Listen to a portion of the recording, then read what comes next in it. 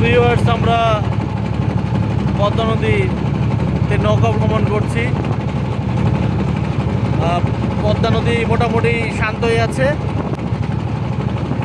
আমরা দূরে দূরে সামনের দিকে এগিয়ে যাচ্ছি। তো আমরা বক্স সোর্সিং টিম সবাই মিলে ঘুরতে আসলাম। এখানে সবাই আছে।